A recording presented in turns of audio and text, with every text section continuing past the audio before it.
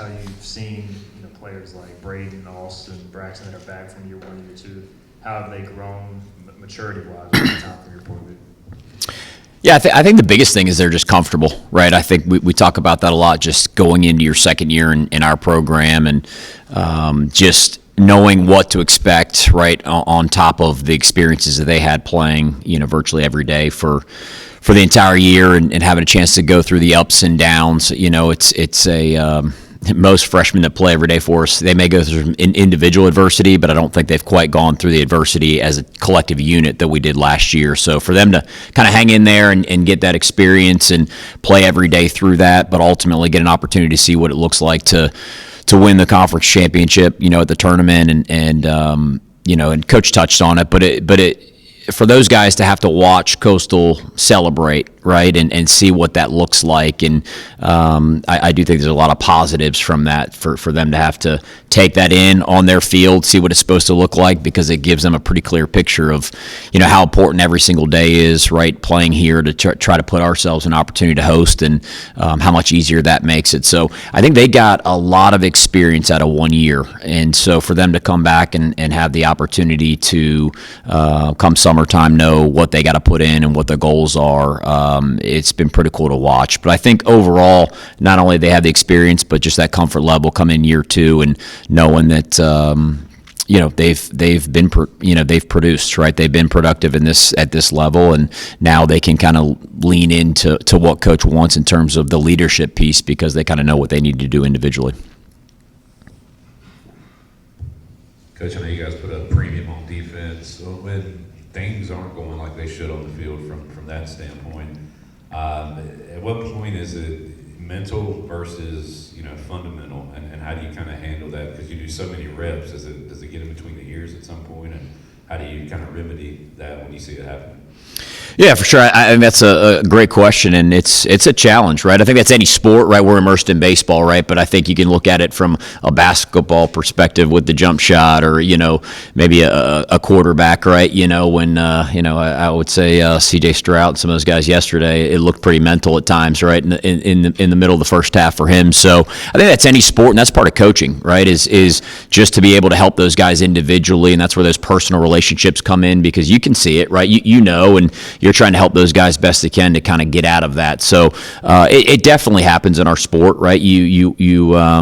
As we always touch with these guys, like it's about the reps to put yourself in the position, and we do a lot of mental game right on top of that to try to put those guys in a spot. I mean, Coach is huge on that within our program from day one. They're going to start with that, because you can do everything you need to physically, but if mentally in the wrong headspace, especially in this sport, it's not going to go well. So as a coach, you see that, right? You try to give them the tools and everything that you have to allow them to try to put themselves and get back to being who they are, right? And that's part of it. There's ups and downs in this game, and you're going to have those even at the big league level. You can watch those guys, and even as a fan, you can see when they're not in the best headspace. So I think every individual kind of develops that as they move along in their career on how to try to shrink those, right? Whether it be slumps or what have you, but it definitely happens, and you're just trying to kind of help guide them and get them back to being who they are and trusting in what it is. And sometimes a change of scenery, maybe it's position, right? Or maybe an off season, right? Some of those things can help. So but it does happen in our game. You try to give them the tools and the experience. But I do really believe, and Coach touched on it with Coach Gotro and those relationships. When a player believes in the coach that's talking to them, they got a better opportunity to kind of get out of that quicker. Coach, it seems like versatility's been kind of a big thing with this position group, specifically on the infield. Just what goes into it from a coaching standpoint, where you have 3-4 guys who can play, all the different positions? How do you kind of impact that from a development standpoint? Yeah, I think this fall, probably more than any, we had guys moving all over the place, right? Playing multiple positions, and after you go through a year like you did last year, where you have those injuries that kind of alter things, or maybe you don't feel like you have enough depth at a specific position to be able to make some of those changes maybe mid-year that you might see happening, or maybe feel like it's in the best interest of the team. It does impact how you go about the next year, right? And that you learn from what's going on, and I felt like this off off season, the staff, we kind of put a plan together and we're able to create a little bit more depth, hopefully within our infield. And I think that versatility also, some of the individual players that were already here had a lot of versatility, right? So, now you look up and now you have a lot of depth at these different positions, and you're trying to get these guys to different spots because now we've had that experience, right? We've seen some of these guys go down, and we know we need to be, a little bit more prepared for it this go around. So it is a challenge, but it's a good challenge, right? It's a good problem, as everybody keeps saying, is we have depth, and as Coach said, we're more prepared to handle maybe some adversity if we had some injuries. Hopefully we do not. But it's just nice to know that, hey man, you have these you could kind of come up with a couple different variations of some lineups. You can be offensive, you can be extremely defensive late in games, you can put a lot of pressure on the other team if they don't handle the short game really well in some areas. So I think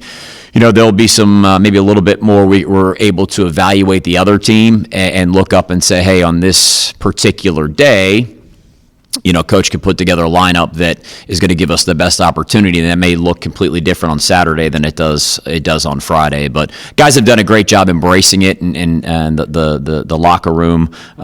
You could tell there's a competitive nature to it, but there's also a lot of really awesome relationships where the guys are pulling for each other. So it's been fun to watch. Coach, we know some of the best conditioning rounds in Infield session with Coach Palumbo, so the extra couple weeks of practice, how does that allow you to get them more ready for the season, as well as less time with them home Christmas break, possibly not conditioning? Yeah, it's actually been unique because I think just the way the academic calendar fell this year, they were here for a long time, right? They had to do a lot of things on their own, but they were, in and out of our trailers and in and out of the locker rooms and getting work in with each other. And their break at home was pretty short this year, considering some of the past years. So that was nice. And then to get them back and be able to get a little bit of an earlier start this year and be able to get their legs underneath them. We do have some nagging things that have kind of popped up here in the first couple of weeks, but it's nice that we start a little bit earlier because hopefully those, we can get them in the training room, get them where they need to go, and get them back on their feet and where they need to be here with a 7, 10, 2 weeks left, right, to get some more reps leading into opening day. But that's going to be something that continues to go that direction throughout the year. You're going to have the bumps and the bruises. But yeah, I think the guys have come in great shape. They had a great fall, I felt like, and I think we're in a really good spot, what is January 19th, 20th right now. So, I think you're looking up and we're in a really good spot. I think we're in good shape, and we'll continue to see what it brings as we get through these preseason scrimmages. Coach, in the recruiting world, what's the number one asset for East Carolina? And have you noticed a maturity level in your head coach since you got married? Sorry, Coach. Yeah, I think Coach is the most mature head coach I've ever been around. Is that good? Yeah. Okay.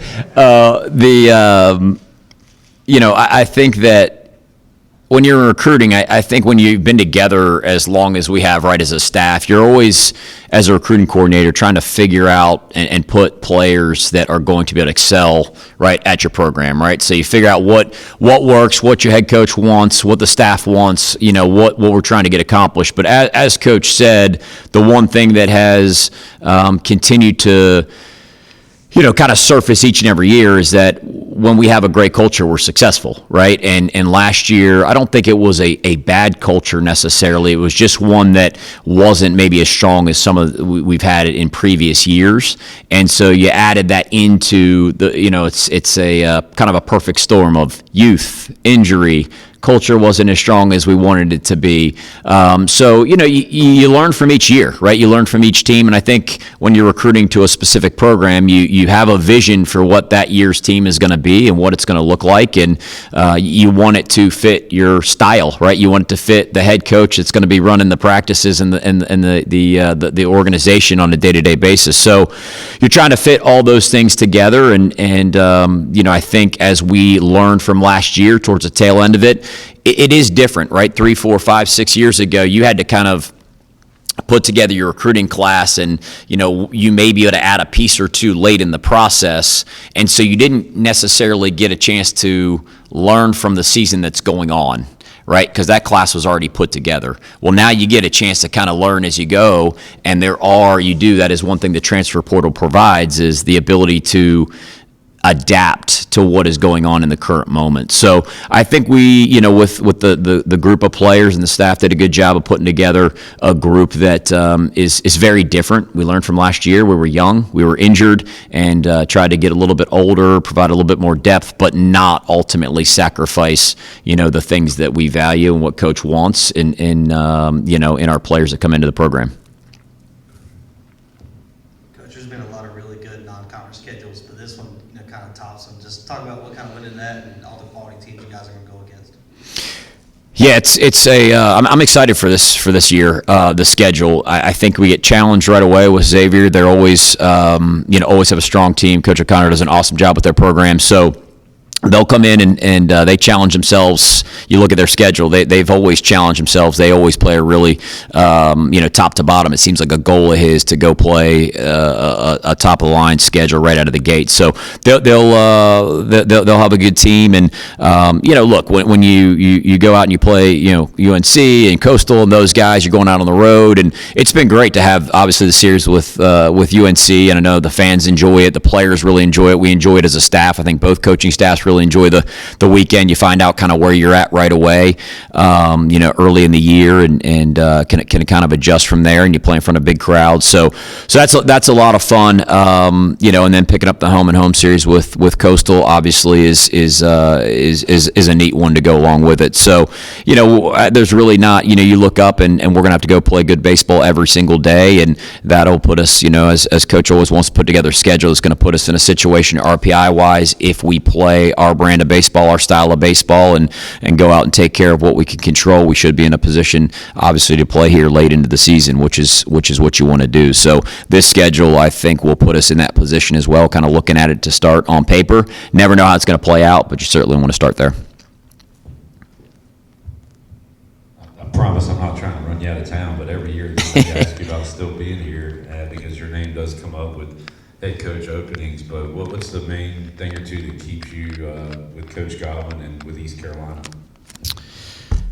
Well, I think number one, you want to be a part of a great university and a great baseball program, and a huge part of that is the staff that you work on, right? And who you're around on a day-to-day basis. And I think we've all learned at this point in our lives that if you're not around people that you enjoy every day, then it's going to be you're working uphill a little bit. So I think it starts with that, like anything else, the people. It's an incredible place, and I think professionally there are still some things, right, that we have goals here. We want to accomplish those goals. You're in a great place around great people and haven't necessarily achieved the things that you'd like to achieve. That's a huge piece of it. But as I've always said, there are layers to it, right? And our family, my children, my wife, right? All of these things, our family, is loves it here in Greenville, and it's an incredible place to raise a family. So there just really is not a whole lot right now that you look up, and it's a place that you want to jump ship from. So it's an awesome place, and we have no reason to look for something different at this time. Obviously, those things can change, and as Coach always says, there's no crystal ball to it. You just kind of stay in the present and continue to work. But there's a lot left here that we want to accomplish for sure, which is a huge piece to it. Coach, just to follow up on the culture piece, which has been talked about a lot, with this year's group so far, since preseason leading up, what have you found to be just, I guess, unique about their mental approach and just kind of their buy-in? I think the coach touched on this before. They just seem to really enjoy the game, and they really enjoy being around each other, right? And I think that's one takeaway. These guys, they enjoy coming up here. They enjoy working. I come up here with my sons and my daughter to hit on any given. There's going to be 6-8 guys. I walk in the door, they're hitting. The music's rolling. They're hitting. They're in the indoor, in the pitching lab. They're getting their work in. You don't need to motivate them. They want to work, and I think it's twofold, right? They want to come up and get better, but they also enjoy just coming up and being around each other and being in an environment where, hey, we can go work and have some some fun and go kill some time and get better. So I think every team kind of has some guys that are like that and they're self-motivated, right? I think that's part of it. I just think you're hard pressed to find a particular guy or individual in this particular team that isn't like that. And I think that's the big thing. I've noticed our freshmen, you always see that kind of freshman transition, right? Through the fall and, well, he kind of keeps to himself. He's at the dorm. He's not really, immersing himself in. None of that has taken place. They just seem very comfortable in their own skin. And I think that's part of some of those older transfers that have come in and they've just kind of immersed themselves in what we do here. And they seem to really enjoy it. And I think it does, at times, not to take anything away from some other programs that maybe some of these players have come from, but when they come in and they're around the younger guys and they start talking about how much they just appreciate this, that, you name it, right? I think that is a nice piece of the transfer portal for some of those young guys when they come in, because if you have a great culture and the older guys treat the younger guys a certain way and you don't have that hierarchy, right? These younger guys look up and they hear that maybe the grass isn't always greener, right? On the other side of what they don't know. And it's not, it's sometimes they just don't know, right? We've had a couple guys last year that left our program. And I think a big piece of that is, with our experience and knowing, again, taking nothing away from where they're going, but some of my parting words were just be careful. Just make sure you choose a place that kind of values some of the things that go on here, because not everything is done the way we do it here.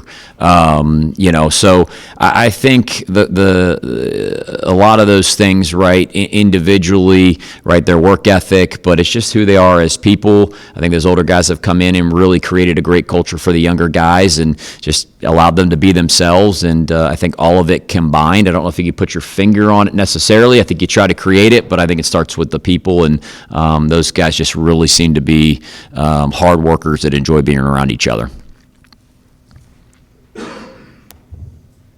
Just curious, last year you got a little bit of a taste from moving from the first base coaching box over to third, and this is probably a question for Coach Godwin, but can we see more of that this year, and just how different was that for you in the stretch that you did? Well, Coach is good for at least 2 a season, so you'll probably see me over there at some point.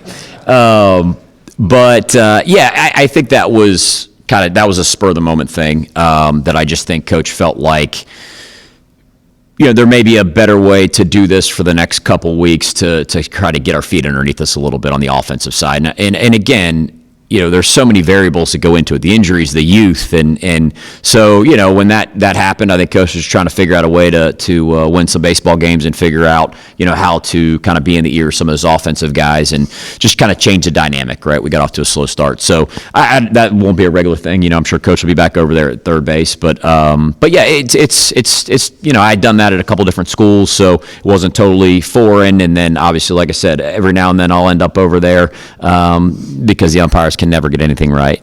And so you just adjust as you go. But no, I think that was a spur of the moment, probably unique to that team last year.